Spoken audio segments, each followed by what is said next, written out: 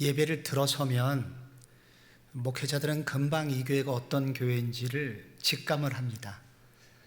이렇게 본당에 들어서자마자 앉아서 잠깐 찬양하시는 느낌과 그리고 예배 드리시는 그 모습을 통해서 정말 일선교회는 저력이 있는 교회구나.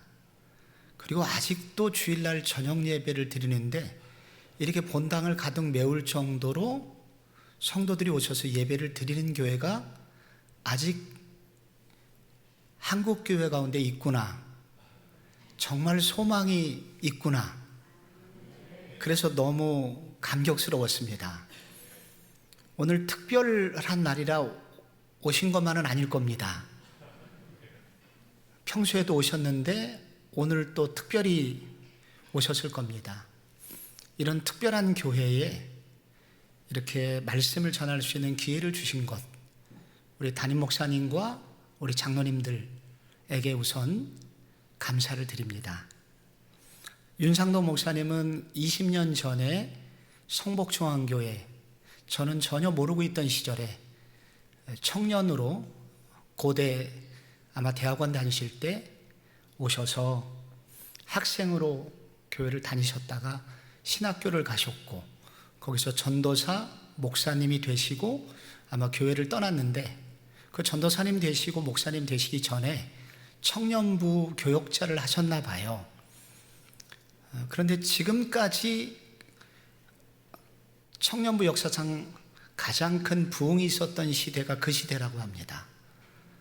그래서 이런 분을 일컬어서 레전드라고 하는데 우리 교회 부교역자 레전드, 부목사님도 아니었고 청년부 전도사였는데 근데 지금까지 그 받은 사랑을 청년들이 지금도 얘기합니다. 그 친구들이 이제 40대 됐거든요.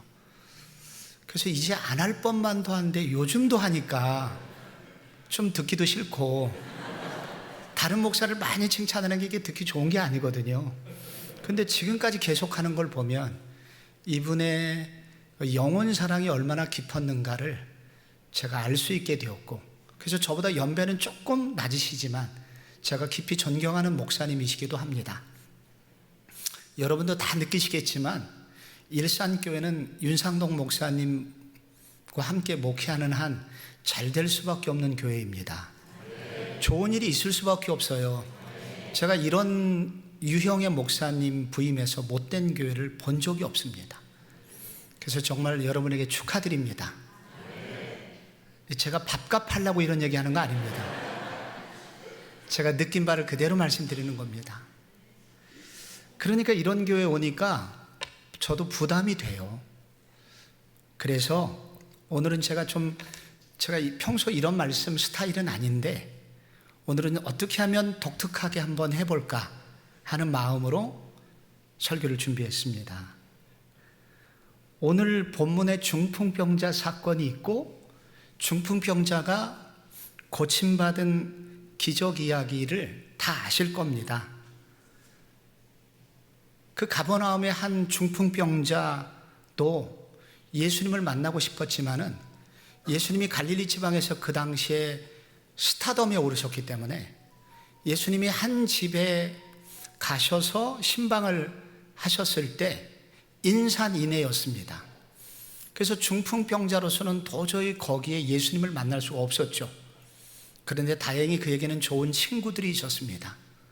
그래서 침상을 네 구퉁이를 4명의 친구들이 메어서 이 중풍병자를 예수님께로 데리고 갑니다.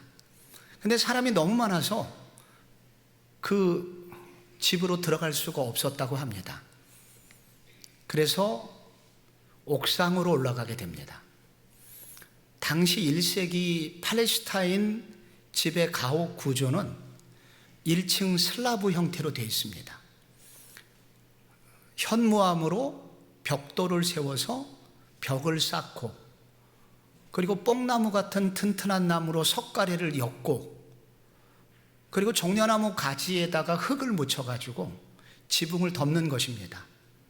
그래서 나름 튼튼했고 거기에 우리로 말하면 고추나 이런 곡식들을 말리는 곳으로도 썼고 기도하는 장소, 모임 장소로도 옥상을 종종 사용했었습니다. 바로 그 옥상으로 그 병자를 끌고 올라갔죠. 그리고 그 지붕을 갑자기 뚫기 시작한 겁니다.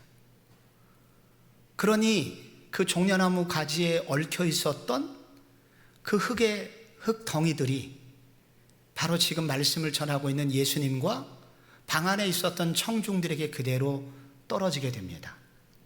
그리고 그 구멍 뚫린 사이로 중풍병자를 매달아서 예수님 앞에 내려놓게 되죠. 감동하신 예수님께서 그 병자를 고쳐주셨습니다. 그런데 오늘 제가 나누고 싶은 오늘 본문에 그래서 누가복음 10, 우리가 읽은 9절 5장 17절에는 기와를 벗기고 이렇게 되어 있습니다. 이것은 복음서마다 사복음서가 그들이 받는 편지의 청중들을 생각하면서 누가복음의 청중들은 헬라인들이었거든요. 헬라인들의 지붕은 지붕으로 되어 있어요. 그래서 유대인들의 그 슬라브 지붕을 그대로 묘사하기보다는 헬라인들에게 이해가기 쉽도록 기와를 벗기고라고 그렇게 해석을 해서 누가는 책을 쓰게 된 것입니다. 그렇지만 다른 복음서는 모두 다 그 지붕을 뚫고 라고 되어 있죠. 그 지붕을 뚫은 얘기입니다. 흥분과 감격, 기쁨이 있었고 여러분들처럼 아멘도 있었죠. 근데 제가 이 본문을 읽으면서 궁금했던 것은 뭐냐면 그날 뚫린 지붕은 누가 고쳤을까?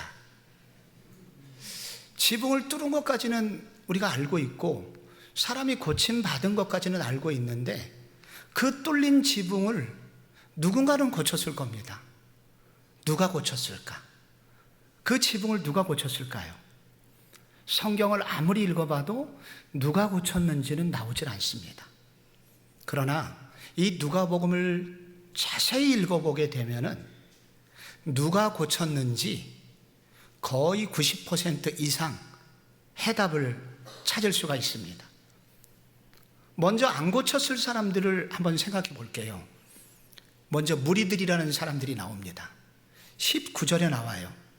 19절에 거기에 많은 무리들이 있었다고 합니다. 근데 예수님 주변에는 항상 두 종류의 사람이 있었거든요. 하나는 무리가 있었고 또 하나는 제자가 있었습니다. 이 무리가 제일 특징적으로 나타나는 것이 마태복음 21장입니다. 예수님이 가버나움에 입성하실 때 무리의 대다수가 겉옷을 펼치고 호산나 다윗의 자손의 이름으로 오시는 이여 하면서 예수님을 높였었죠. 그런데 얼마 가지 않아서 마태복음 27장에 예수님이 재판을 받으실 때 그 같은 무리가 예수 대신에 바라바를 내어주시오 하면서 예수님을 거부했고 예수를 십자가에 못 박으라고 했었습니다. 그래서 복음서에 나오는 이 무리들은 항상 특징이 있습니다. 이득이 생기면 따르고 이득이 사라지면 예수님까지 팔아먹는 사람들, 이 사람들이 무리들이었습니다. 그래서 한마디로 무리는 구경꾼이라고 할 수가 있습니다. 오늘로 말하면 관중들이라고 할 수가 있습니다. 팬클럽 멤버들, 그래서 내가 응원하는 팀의 선수가 잘하면 박수를 치지만은 그가 실수를 하면 금방 그 다음날 그들을 배신하게 되죠. 교회 안에 만약에 무리들이 많다면 그 교회는 정말 힘든 교회가 될 겁니다. 그리고 그 교회의 목사님은 정말 불쌍한 목사님입니다.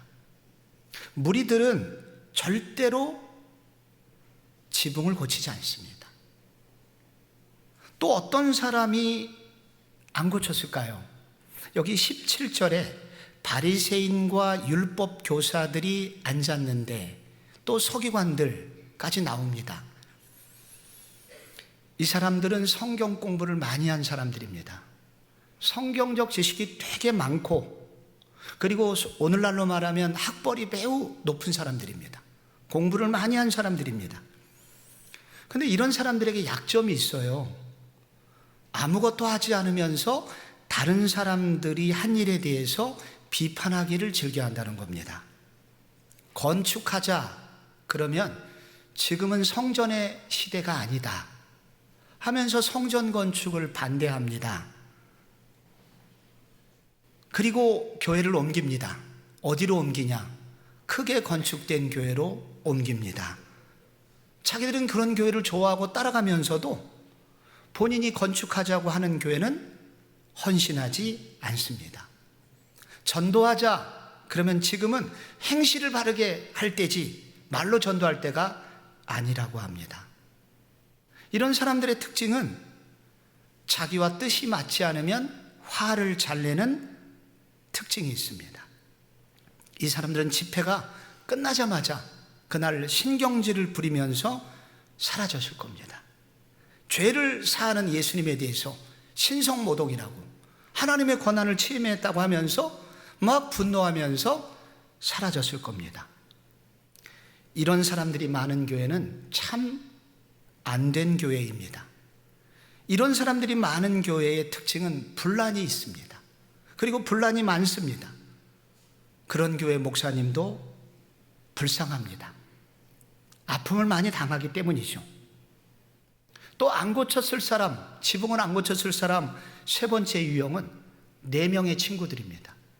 사실 이 사람들이 지붕을 뚫은 장본인이기 때문에 지붕을 고쳤어야 마땅합니다. 그리고 이 사람들은 꽤 사랑이 많은 사람들처럼 보이거든요. 그런데 저는 이 4명의 친구들은 지붕을 고쳤을 가능성이 매우 낮다고 봅니다. 왜냐하면 이런 종류의 사람들은 자기는 이미 할 만큼 일을 했다고 생각하기 때문입니다. 이제 지붕 고치는 일은 내가 이 사람이 병이 낫기까지 헌신을 했는데 지붕 정도 고치는 것은 다른 사람이 해야 되지 않아? 이렇게 생각할 가능성이 매우 높습니다. 나는 밥을 했습니다. 그럼 설거지는 누가 할까요? 나는 밥을 했는데 설거지까지 하는 것은 너무 억울합니다. 내가 밥을 했으면 설거지는 다른 사람이 해야 됩니다. 이것이 세상 돌아가는 이치거든요. 그래서 교회 안에도 이런 유형의 분들이 계십니다. 과거에 많이 수고한 분들의 일반적인 태도입니다. 내가 과거에 교회를 위해서 이런 일을 했었다. 이제 지금부터는 당신들이 좀 해야 되지 않아요? 그래서 이 4명의 친구들의 유형이 참 좋은 분들이긴 하지만 이런 사람들도 지붕을 고치지는 않습니다. 마지막 안 고쳤을 사람, 4번째 사람은 중풍병자입니다. 이 사람은 자기 일생일대의 문제를 해결받은 사람입니다. 그래서 죄사함을 받았고 몸을 치유받았고 감사가 넘쳤습니다. 그리고 이 사람 때문에 지붕을 뚫었기 때문에 당연히 이 사람이 지붕을 고쳤어야 마땅합니다만 오늘 성경 여러분 읽어보셨듯이 25절에 이 사람은 치유받은 것에 흥분했습니다. 그래서 들 것을 가지고 집으로 돌아갔다 라고 기록되어 있습니다. 오직 빨리 이 기쁜 소식을 집에 전하고 싶은 거예요. 그래서 지붕 고치는 일 따위는 안중에 없습니다. 여기 그 1세기 바로 그 동네, 바로 그 작은 그 가정을 교회라고 한다면 그것이 바로 1세기 그 가정교회의 아픔이었습니다. 이것이 오늘날 우리 교회의 아픔이기도 합니다. 많은 사람들이 교회를 다니지만은 지붕을 고치는 사람은 많지 않습니다. 은혜 받았다고 하지만 지붕은 고치지 않습니다. 예수님이 좋다고 말은 하지만 지붕은 고치지 않습니다. 과거에 내가 많은 일을 했다고 말은 하지만 지붕은 고치지 않습니다. 어떤 사람은 교회가 이래서야 되겠느냐 비판은 많이 하지만 지붕은 고치지를 않습니다. 여기 현대교회의 아픔이 있습니다. 눈물이 있습니다. 그럼 누가 고쳤을까요? 이 지붕은 아마 누군가는 고쳤을 겁니다. 고쳐야 그날 밤, 그 다음날 비 오는 어려움을 피할 수 있겠죠. 누가 고쳤는가? 누가복음을 잘 읽어보면은 해답이 나옵니다. 누가 고쳤느냐? 예수님을 사랑한 사람이 고쳤습니다. 조금 더 구체적으로 말하면 구원받은 것에 감격해서 예수님을 사랑한 사람, 그 사람이 지붕을 고칩니다. 무리들은 사건에만 관심이 있습니다. 흥미로운 사건에만 관심이 있어요. 그런데 반대로 이 지붕을 고치는 사람의 특징은 사건보다, 흥미로운 사건보다 사람, 한 사람에게 관심이 있습니다. 바로 예수님입니다. 예수님이 일으키는 기적보다도 예수님의 입에서 나오는 말씀을 더 소중히 여기는 사람, 이런 사람들은 주로 과거에 많은 고통을 당했던 사람들입니다. 아픔이 있었던 사람입니다. 그런데 예수님을 만나서 예수님의 입에서 나오는 말씀을 듣고 예수님의 손의 터치를 통해서 치유를 받고 새로운 삶을 살았던 사람들입니다. 예수님을 인격적으로 만났던 사람이고 죄사함의 감격을 경험했던 사람들입니다. 그래서 이런 사람들은 늘 예수님에 대해서 빚진 자의 심정을 가지고 있는 사람들이죠. 그래서 기적이 일어나지 않는다 하더라도 그들은 예수님을 늘 좋아합니다. 그리고 예수님의 사역을 돕고자 합니다. 누가복음을 조금 더 읽어보면 8장에 2절부터 예수님을 늘 따라다니면서 예수님의 필요를 채우고 그 사건의 뒤처리를 하는 분들의 이름들이 나옵니다. 근데 공통점이 다 여전도의 회원들이에요. 남자가 안 나옵니다. 거기 8장 2절 제가 한번 읽어드릴게요. 악귀를 쫓아내심과 병고침을 받은 어떤 여자들 곧 7 귀신이 나간 자 막달라 마리아와 헤롯의 청지기 구세의 아내 요한나와 수산나와 다른 여러 여자가 함께하여 자기들의 소유로 그들을 섬기더라. 예수님과 함께하면서 예수님께서 많은 집회도 하시고 병자도 고치시고 하는데 그때 예수님과 제자들은 누가 먹을 것을 갖다 주었겠습니까? 그 병자들을 돌보는 일은 누가 했겠습니까? 여인들, 여전도의 회원들이 했다는 거예요. 그런데 여기에 나오는 여인들의 공통점이 있습니다. 전부 다 예수님을 사랑하는 사람들입니다. 막달라 마리아, 한때 정신질환을 앓았습니다. 7 귀신이 들어왔었는데 예수님 만나고 고침받았습니다. 고침받았으면 문제 해결된 거 아닙니까? 그럼 떠나가면 되는데 계속 예수님을 따라다니면서 뒤처리를 해주고 있습니다. 고침받은 과정에서 예수님 그분이 누구신지 알게 된 겁니다.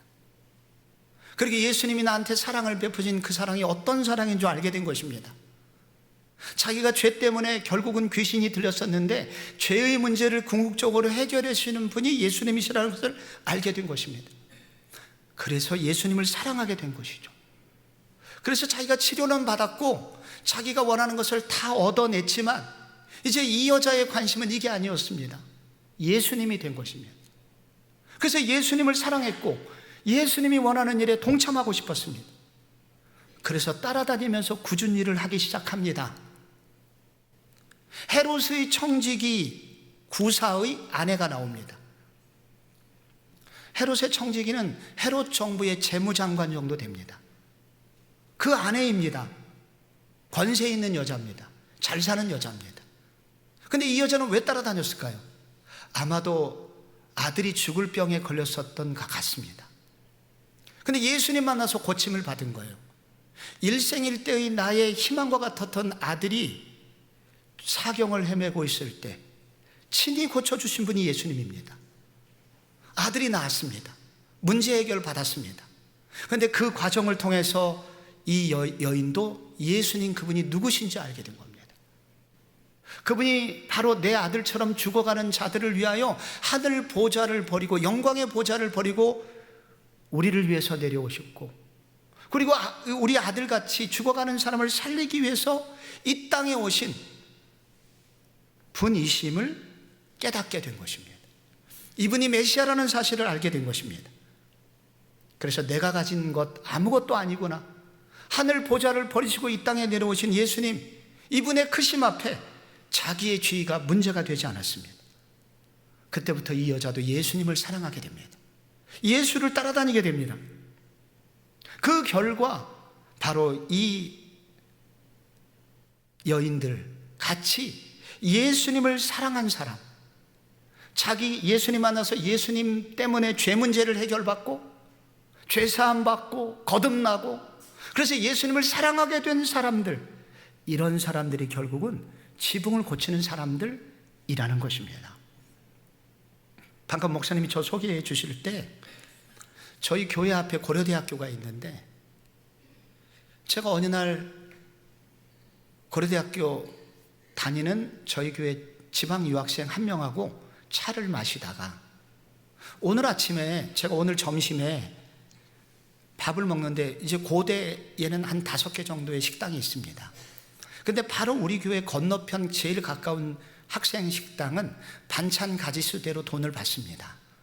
예를 들자면 밥 500원, 국 600원, 메인 메뉴 1200원 이런 식입니다.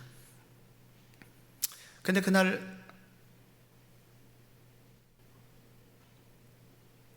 콩자반을 먹고 싶은데 콩자반을 집지 못했다고 하더라고요. 그거를 집으면 3,000원이 넘어가고 이런 식으로 생활을 하면 자기 한 달 시골에서 보내주는 돈 채울 수 없기 때문에 제가 고민이 됐습니다. 그 얘기를 듣고 그 다음날 새벽 기도하는데 계속 떠나질 않아가지고 이 문제를 어떻게 할까요? 기도를 했더니 하나님께서 네가 먹을 것을 주어라 그랬습니다. 그래서 결론 여러 가지 시장조사를 한 결과 제가 교우들에게 광고를 했습니다. 여러분, 하나님께서 제게 이런 마음을 주셨는데 혹시 여러분 중에 기꺼이 밥을 해주실 수 있거든 이 일에 자원을 좀 해주십시오. 여러분 중에 혹시 장롱 속에 몰래 숨겨놓은 돈이 있거든 이 일을 위해서 좀 기꺼이 헌신 좀 해주십시오. 이런 일을 하려고 합니다. 그래서 저희들이 새벽마다 주변 지방 유학생을 대상으로 밥을 해주는 일을 시작하게 된 것입니다. 그런데 지방 유학생이고 고대생들이기 때문에 적당히 해줘서는 안 됩니다. 대학교 교수 식당 정도의 수준으로 거의 매일 단백질이 필요하니까 고기가 나가고 거의 매일 야채가 나가야 됩니다. 또 지방 유학생들이 못 먹는 게 과일이거든요. 이걸 목표로 해갖고 저희들이 이제 음식을 시작했습니다. 사역을 시작했습니다. 처음에 우리 교회 청년들 한 20명 밥을 먹다가 소문이 나면서 30명, 40명, 50명, 그 다음에 60명, 70명, 80명, 90명, 나중에 100명이 날마다 와서 밥을 먹고 갔습니다. 그리고 코로나 시절에는 올 수가 없었기 때문에 도시락을 싸서 그들에게 하루에 100개씩 나눠주었습니다. 지금 13년 됐습니다. 많은 기적이 일어났습니다. 그런데 이 사역이 가능했던 것은 한 권사님의 헌신 때문입니다. 이 권사님이 이 일을 하기 위해서 날마다 새벽 3시에 일어납니다. 전날 시장 가서 수고하는 것은 빼고 이분은 음식에 관한 모든 자격증을 가지고 계신 분입니다. 모태신앙인 이 집사님은 돈을 빨리 벌고 싶어서 고대 앞에 분식점을 오픈했었습니다. 그런데 잘 되는 것 같은데 장사해 보신 분은 알지만 앞으로 남고 뒤로 미친다는 얘기가 있습니다. 결산을 하면 매번 마이너스인 거예요. 왜냐하면 애들이 너무 안 됐으니까 계속 퍼주니까 되는 것 같은데 나중에 보면 마이너스입니다. 그런데 설상가상으로 광명의 남편 몰래 집을 계약을 해버렸습니다. 그런데 잘못돼갖고 그 당시 한 3, 40년 전에 200만 원을 계약금을 날리게 생겼습니다. 거대한 두려움이 그분에게 왔고 골방에 문을 닫고 들어가서 기도를 했습니다. 주님, 저를 좀 살려주세요. 그런데 그 야고보서의 유명한 구절이 있잖아요. 너희 이 도시 저 도시에 가서 돈을 벌겠다고 장사하는 자들아, 너희들이 하는 모든 일이 아침 안개와 같으니라. 그런데 그 말씀을 읽는데 갑자기 눈물이 쏟아졌습니다. 그것을 성령의 특별 임재라고 합니다.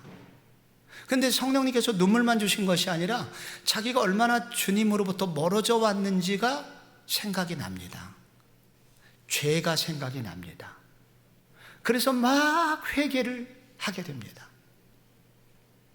회개를 많이 하고 난 이후에 하나님께서 마음에 평안을 주셨는데 이제 200만 원 그건 문제가 안 되게 됐습니다. 해결이 되든지 안 되든지 상관없이 마음에 평화가 찾아오게 됐습니다. 그리고 그 다음부터 이분이 주님이 기뻐하시는 일을 찾기 시작했습니다. 나는 이 주님을 기뻐하는 일에서 무엇을 할 것인가? 그래서 그는 그 광고가 그때 들렸고 기꺼이 그 일에 참여했고 13년째 새벽 3시에 일어나서 지금도 그 일을 하고 있습니다. 내일 새벽은 특별 새벽 부흥회를 하기 때문에 200명이 밥을 먹을 예정입니다. 지금도 혼자 200명 분을 한두 명 도움 받아가지고 밥을 하고 있습니다. 권사님, 그만하세요. 힘들지 않으십니까? 그분이 제게 늘 하는 말이 있습니다. 목사님, 주님이 써주시니 얼마나 좋은지 몰라요. 제가 주님께 쓰임을 받고 있잖아요. 그러면서 지금도 제가 그만두라고 그래도, 제발 내가 돈으로 할 테니까 그만두라고 그래도 지금까지 그 일을 붙들고 있습니다. 나의 이득을 위해서 교회 다니는 사람들은 절대 지붕을 고치지 않습니다. 중직자 되려고 일시적으로 지붕 고치는 사람을 제가 종종 본 일이 있습니다.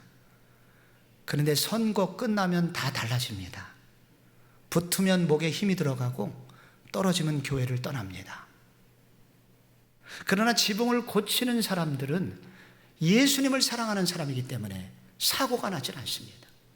예수님 그분이 그의 삶에 관심이고 주님의 사랑, 주님이 나를 어떻게 보시느냐가 그의 관심이기 때문에 그의 모든 헌신에는 언제나 향기로운 열매가 생기게 됩니다.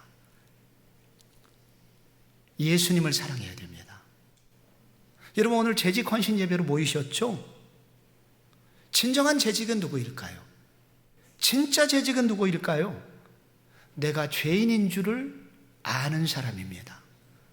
내가 정말로 죽을 수밖에 없는 죄인이었는데 예수님 그분이 나의 이 모든 죄를 해결해 주시고 나를 의인으로 인정해 주셨다는 이 죄사함에 분명한 감격이 있어서 그 결과로 예수님을 기쁘시게 하고 예수님을 어떻게 하면 사랑할까를 연구하는 사람들, 이런 사람들이 결국은 지붕을 고치게 됩니다. 어떤 사람이 지붕을 고쳤나? 또 한 종류의 사람이 있습니다. 주인의식을 가진 사람입니다. 그날 지붕이 뚫리고 중풍병자가 내려오고 치유의 놀라운 복음의 역사가 일어났을 때 얼마나 놀라운 기적이 일어났는지는 아무 상관없이 뚫린 지붕만 계속 쳐다보고 있는 한 사람이 있었습니다. 저 지붕 어쩌나 이렇게 염려하고 있는 분이 있었습니다. 누굴까요? 그 집 주인입니다. 그 집 주인은 지금 다른 게 관심이 아닙니다. 저 지붕을 이제 어떻게 할 건가?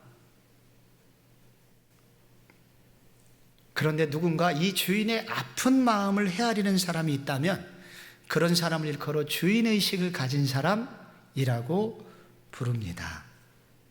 교회에서 지붕을 고치는 사람은 교회가 내 집이라고 생각하는 사람입니다. 이 집은 내 집이야.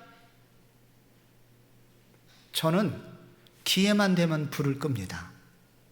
여름이면 에어컨을 켜놓고 교회를 떠나는 여러 부서의 청년들과 주일학교 교사들 때문에 제가 화가 납니다. 기회가 되면 혼쭐을 내줍니다. 이거는 담임 목사에게 주신 특권입니다.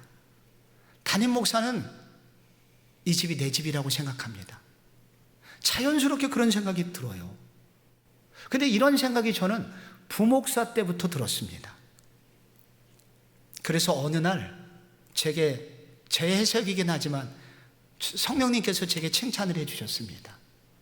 그래서 너 이 교회 담임 목사 된 거야. 제가 그런 마음이 모두에게 있는 것은 아니라는 것을 나중에 알게 되었습니다. 관심이 없습니다. 그런데 지금도 그런 마음으로 우리 교회의 전등 하나를 아끼기 위해서 마음을 쓰는 교인이 있다면 그런 사람이 바로 주인의식이 있는 교인이라고 부릅니다. 교회 안에는 언제나 세 종류의 사람이 있습니다. 하나는 나그네, 둘째는 일꾼, 셋째 주인입니다. 나그네는 절대 불을 끄지 않습니다. 일꾼도 열심히 일을 하기는 하지만 책임을 지질 않습니다. 그러나 주인의식을 가진 사람은 끝까지 책임을 집니다. 우리 교회 한 장로님은 비바람이 치면 늘 교회를 달려오십니다. 왜냐하면 우리 교회가 비교적 좀 큰 교회 길가에 있습니다. 그런데 어느 해 누군가의 결정으로 교회 종탑을 11m짜리 십자가 탑을 만들어 놨습니다. 이게 태풍을 한번 잘못 맞으면 이 십자가가 중간에 꺾이게 되게 되면 길가에 떨어지게 될 것이고, 그럼 우리 교회는 어쩌면 큰 아픔을 당할 수도 있습니다. 태풍이 붑니다. 비바람이 칩니다. 모두 다 편안하게 잠을 자는데 이 장로님은 염려가 되는 모양이에요. 태풍의 한가운데서 교회를 옵니다. 그리고 밧줄을 엮어가지고 십자가가 끊어지더라도 교회 쪽으로 떨어지도록, 옥상 쪽으로 떨어지도록 붙들어 맵니다. 이분이 왜 이렇게 할까요? 주인이기 때문입니다. 이 교회는 다른 사람 집이 아니라 내 집이야. 이 집을 지킬 사람은 나야 하면서 그는 그렇게 교회를 사랑합니다. 주인의식을 가진 사람이 바로 지붕을 고칩니다. 저는 마지막으로 이 지붕을 고친 사람은 누구냐면 하나님 나라의 영광을 생각하는 사람입니다. 그날 많은 사람들이 은혜를 받았습니다. 기적의 현장이니 누가 은혜를 안 받았겠습니까? 그런데 전도 집회 할 때 보면 누가 제일 은혜 받냐면 비신자를 데려왔는데 그 비신자가 내가 데려온 태신자가 예수를 믿을 때 데려온 사람이 너무 감동을 합니다. 하늘의 기쁨이 오죠. 그래서 그날 제일 많이 은혜 받은 사람은 누구냐면 4명의 친구들입니다. 자기들이 수고해서 데려온 내 친구가 나았어요. 최고의 은혜를 그날 받았습니다. 그런데 그들은 지붕을 고치질 않았습니다. 왜 안 고쳤을까요? 그들이 받은 개인적인 은혜 안에만 머물러 있었기 때문입니다. 그들은 은혜는 받았지만 그 은혜가 개인에게만 머물렀고 공동체를 생각하는 은혜로는 자라나지를 못했습니다. 아직은 미성숙했던 것입니다. 아직은 이웃을 배려하는 은혜까지는 성숙하지 못한 겁니다. 그래서 고치지 않았습니다. 만약에 이 4명의 친구들이 우리가 이 지붕, 뚫린 지붕, 우리가 뚫어놓은 지붕을 놓고 그대로 간다면 어떻게 될까? 결국은 예수님이 욕을 먹지 않겠는가? 교회가 욕을 먹지 않겠는가? 생각했더라면 그 정도 생각 수준을 가지고 성숙한 사람으로 성장한 사람들이었다면 지붕 고쳤을 겁니다. 근데 수준이 거기에는 미치지 못했습니다. 여러분, 구약 이스라엘 백성들이 멸망한 이유가 무엇입니까? 복의 근원 되는, 열방의 축복의 근원 되는 복은 받았지만은 그 복을 자기들에게만 적용을 했습니다. 자기들 잘 되는 일에만 관심이 있었습니다.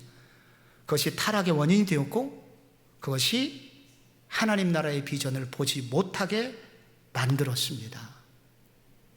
한국교회 막 욕은 하지만 한국교회를 위해서 정말로 염려하고 한국교회의 잘됨과 공교회가 잘 되기를 위해서 애쓰는 사람은, 그렇게 성숙한 사람은 많지 않습니다.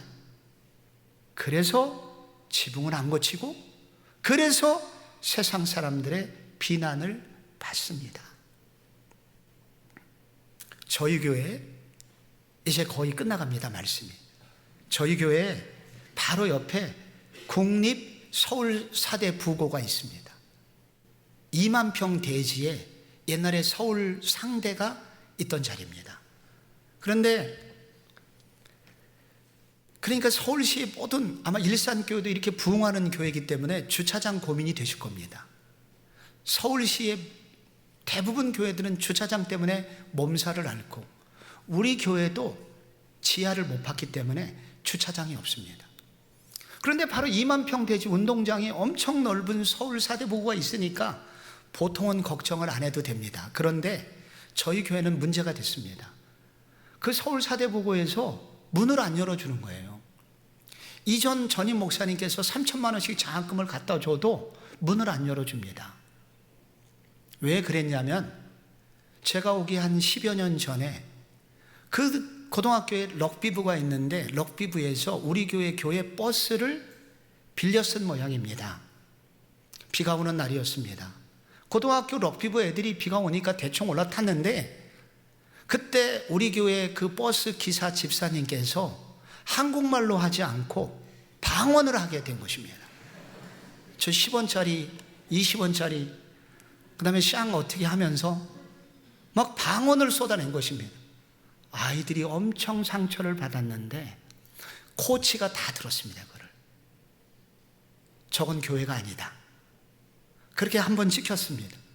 비 오는 어느 날 사대부고 정문 근처에 우리 교회 어느 집사님인 듯 보이는 분이 후진을 하다가 서울 사대부고 기물을 부딪히고 조형물을 부서뜨리고 토끼셨습니다. 그거를 경비가 보았습니다. 그 이후로 저 교회는 겉만 교회고 진짜는 교회가 아니다. 비난을 받았습니다. 돈을 갖다 줘도 소용이 없습니다. 그런데 어느 해 제가 부임한 얼마 후에 교회에 이렇게 부흥회가 있었습니다. 부흥회에서 은혜를 많이 받은 분들이 있었습니다. 그런데 그 부흥회 1월 달에 했는데 그때 마침 전국에 폭설이 내려서 103년인가 104년에 한 번 내리는 엄청난 눈이 와가지고 눈을 쌓을 곳이 없어서 골목마다 1m씩 눈을 쌓아놓은 해가 있었습니다. 바로 그 해 서울 사대부고 2만 평 대지 눈을 치울 수 있는 방법은 없었습니다. 그런데 우리 교회 장로님하고 안수 집사님이 자기 돈 들여갖고 불도저를 빌려가지고 서울 사대부고 운동장에 눈을 치웠습니다. 추운 겨울날 교무실 안에서 교장 선생님이 그것을 보았습니다. 서무과장을 불렀습니다. 저분들 누굽니까? 알아보니 옆에 교회 성복중앙교회 아마 장로라고 하는데 저분들이 왜 저러고 있습니까? 과거에 기물을 파기하고 토끼신 일이 있는데 그동안 교회가 그렇게 잘못을 해놓고 한 번도 제대로 된 사과를 못한 그 사건에 대해서 누군가는 회개를 해야 되는데 제가 대표로 정말 죽을 죄를 지었습니다 하는 마음으로, 용서를 구하는 마음으로 저렇게 눈을 치우고 있다고 합니다. 며칠 후에 교장 선생님이 어떻게 알았는지 저한테 전화가 왔습니다. 목사님이십니까? 네. 혹시 운동장 같은 거 안 필요하십니까? 하도 흥분해갖고 제가 방언이 나오더라고요. 와이나 왜 안 필요하겠습니까? 필요합니다. 그래서 그때부터 서울 사대부고는 그때까지 강당이 변변치 않았습니다. 서울 사대부고는 그때부터 저희하고 필요한 강당, 큰 모임을 할 때, 행사를 할 때 저희 교회를 제 집처럼 썼고, 저희는 운동장을 썼고, 그날 이후로 지금까지 서울 시내에서, 경기도에는 일산교회가 있어서 제가 비유하기 힘들고, 서울 시내에서 가장 좋은 교회와 학교의 협력 모델이 되었습니다. 지금도 서로 사랑하고 있습니다. 어떻게 이런 일이 일어났냐면, 바로 내가 은혜 받는 것도 중요하지만 하나님의 영광을 가린다. 결국 우리가 이것을 해결하지 않으면 예수님이 욕을 먹인다. 나 하나의 행동이 끝이 아니야. 한국교회가 욕을 먹어. 하는 그런 생각을 가졌던 소수의 몇 분 때문에 우리는 그런 은혜를 체험하게 되었습니다. 오늘날 지붕을 고칠 사람이 필요합니다. 지붕을 고치는 일은 지루하고 재미없는 일입니다. 이미 다 잔치 끝났습니다. 흥분되는 일이 다 사라졌습니다. 그래서 지붕을 고치는 것은 다 흥미가 끝났습니다. 그런데 누군가는 지붕을 고쳐야 됩니다. 그 지붕을 누가 고칠까요?